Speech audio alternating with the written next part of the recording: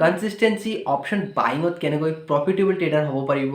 নমস্কাৰ, মই Prosen Sinha, welcome back to my channel. বলক আমি আজি শিকোঁ যে অপশ্যন বাইঙত কেনেকৈ কনসিষ্টেঞ্চি প্ৰফিট জেনেৰেট কৰিব পাৰি।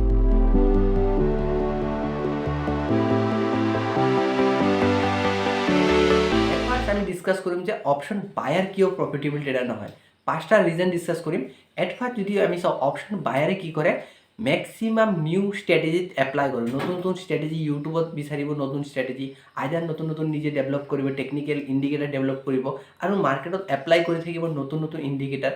তেওঁলোকে ষ্টিক অন দ্য এটা প্লানত তেওঁলোকে কেতিয়াও ষ্টিক নাথাকে। তাৰ কাৰণে কি হয়, অপশ্যন বাইঙত লছ হয়। আৰু ছেকেণ্ড ৰিজন হ'ল যে তেওঁলোকৰ ৰিস্ক মেনেজমেণ্ট নাথাকে। অপশ্যন বাইং কৰিম, কোনো ৰিস্ক নাথাকে।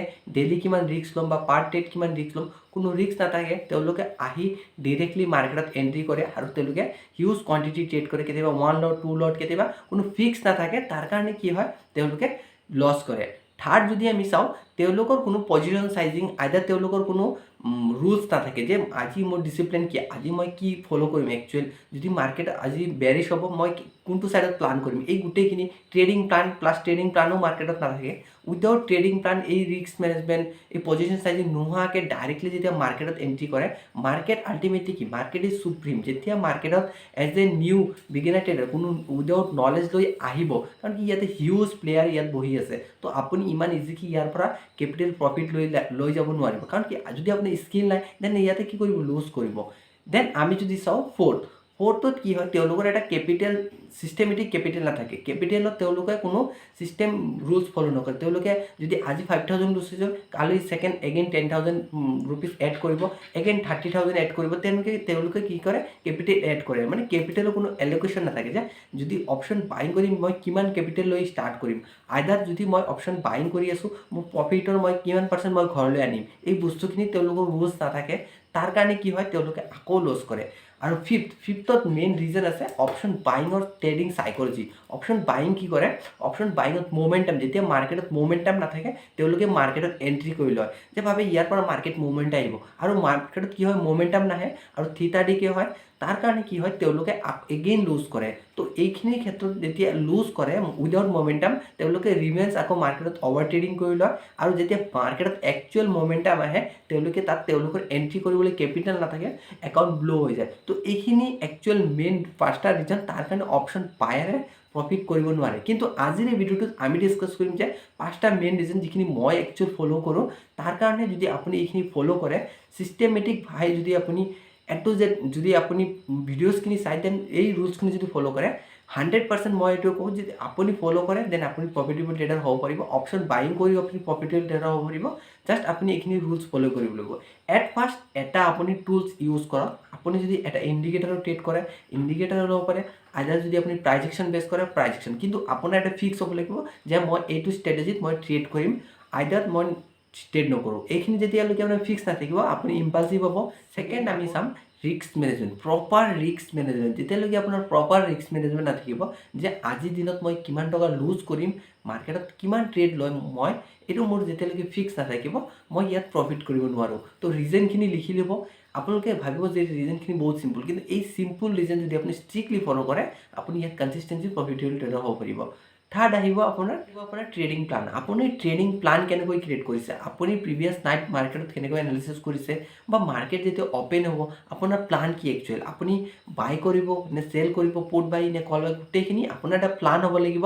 দেন মাৰ্কেটত যেতিয়ালৈকে আপোনাৰ ট্ৰেডিং প্লান নাই, ট্ৰেডিং আপোনাৰ ৰুলছ নাই, তেতিয়ালৈকে আপুনি ইয়াত প্ৰফিট কৰিব নোৱাৰিব। তো আপোনাক এইটোও কওঁ যে আপুনি থাৰ্ডত ট্ৰেডিং প্লান, আপুনি এটা প্ৰপাৰ ট্ৰেডিং প্লান বনাওক, যিটো ট্ৰেডিং প্লানত আপুনি ইয়াত কনচিষ্টেঞ্চি প্ৰফিট কৰিব পাৰিব।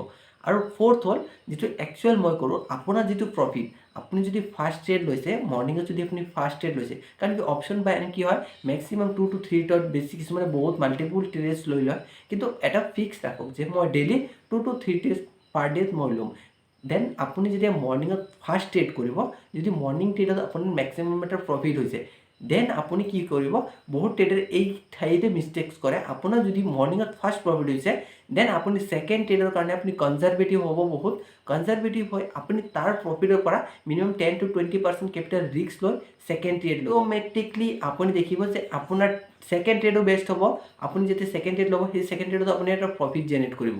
কাৰণ কি মেক্সিমাম কি কৰে, ফাৰ্ষ্ট ট্ৰেড লয়, ফাৰ্ষ্ট ট্ৰেডত যেতিয়া প্ৰফিট হয় ছেকেণ্ড ট্ৰেডত ডাবল কোৱান্টিটি লৈ লয়, কিয় কি তাৰ ফাৰ্ষ্ট ট্ৰেডত প্ৰফিট হৈছে, আৰু ছেকেণ্ড ট্ৰেডত যেতিয়া লছ হয় ফাৰ্ষ্ট প্ৰফিটটো গোটেইখিনি লছলৈ কনভাৰ্ট কৰে, দেন অভাৰ ট্ৰেডিং তাৰ পৰা ষ্টাৰ্ট হয়। যেতিয়ালৈকে আমি মাইণ্ডৰ চাইক'লজি এইখিনি যেতিয়ালৈকে নুবুজিম ষ্টক মাৰ্কেটত ইয়াত আমি কনচিষ্টেঞ্চি প্ৰফিটেবল ট্ৰেডাৰ হ'ব নোৱাৰিম। আপুনি যিমান পাৰো এক্সপিৰিয়েঞ্চ লওক, কাৰণ কি মাৰ্কেটত এক্সপিৰিয়েঞ্চ কামত দিব, আপুনি থিয়ৰিটিকেল নলেজ কাম নাহে যেতিয়ালৈকে আপুনি এক্সপিৰিয়েঞ্চ গেইন নকৰিব। মাৰ্কেটৰ মোমেণ্টাম, মাৰ্কেটৰ ভলিটিলিটি যেতিয়ালৈকে এইখিনি আপোনাৰ নাথাকিব, আপোনাৰ প্ৰপাৰ টাইমিং, প্ৰপাৰ এণ্ট্ৰি গোটেইখিনি যেতিয়ালৈকে নাথাকিব আপুনি ইয়াতে চিষ্টেমেটিক প্ৰফিট কৰিব নোৱাৰিব। দেন ফিফ্থ আহিব, ফিফ্থ একচুৱেল কি কৰিব লাগে, ফিফ্থত অলৱেজ ৰিস্ক টু ৰিৱাৰ্ড কাম কৰিব।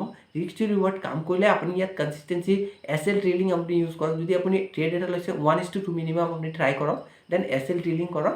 তাৰ লগত আৰু এটা মই পাৰ্ট এড কৰোঁ, যিটো একচুৱেল মই কৰোঁ, যদি আজি আপোনাৰ প্ৰফিট হৈছে, অপশ্যন বাইং কৰি যদি আপোনাৰ প্ৰফিট হৈছে, দেন এই প্ৰফিটটো আপুনি উইথড্ৰ কৰে ডিৰেক্ট বেংক একাউণ্টত। আপুনি যদি আজি প্ৰফিট হৈছে ডাইৰেক্টলি বেংক একাউণ্ট উইথড্ৰ কৰক, কাৰণ কি এইটোৱে চবতকৈ বেছি চাইক'লজি ইম্পেক্ট কৰিব। যেতিয়ালৈকে আপুনি প্ৰফিটটো ঘৰলৈ আনিব, আজিৰ এই ভিডিঅ'টো আপোনাক বহুত হেল্প কৰিব। যদি এই ষ্টেপছখিনি ফ'ল' কৰে আপুনি প্ৰফিটটো যদি ঘৰলৈ আনিব, যিটো আপোনাৰ হেপিনেছ ফিল হ'ব, এই হেপিনেছটো আপোনাক second day again systematic trade কৰিবলৈ আপোনাক বাধ্য কৰি দিব। মাৰ্কেটত যিমান পাৰে আপুনি ৰুল বেছ হৈ আহক, ৰুল বেছ যেতিয়া নিজক বনাব, ডিচিপ্লিন নিজক যেতিয়া ক্ৰিয়েট কৰিব, অট'মেটিকলি আপুনি ইয়াত মাৰ্কেটত কনচিষ্টেঞ্চি উইন হ'ব মাৰ্কেটত। তো আজিৰ এই ভিডিঅ'ত ইমানখিনিয়ে, কেনেকৈ option buyer as a profitable trader হ'ব পাৰিব, আৰু কি 5টা মেইন ৰিজন যিখিনি একচুৱেল আপুনি এভইড কৰিব লাগে, আৰু এই 5টা ৰিজন যি একচুৱেল মই ফ'ল' কৰোঁ, আপোনালোকে ফ'ল' কৰক, ডেফিনেটলি ইয়াতে best of the best result পাব। জাষ্ট ৰুলছ ইজ মেইন, যোনে ৰুলছ ফ'ল' কৰিব এই কনচিষ্টেঞ্চি ইয়াত প্ৰফিটেবল ট্ৰেডাৰ হ'ব পাৰিব। তো আজিৰ এই ভিডিঅ'ত ইমানখিনি। যদি ভিডিঅ'ছখিনি ভেলুবল লাগিছে, আৰু ভিডিঅ'ছ বহুত আছে চেনেলত, গৈ দেন চেনেলটো লাইক এণ্ড ছাবস্ক্ৰাইব কৰিব।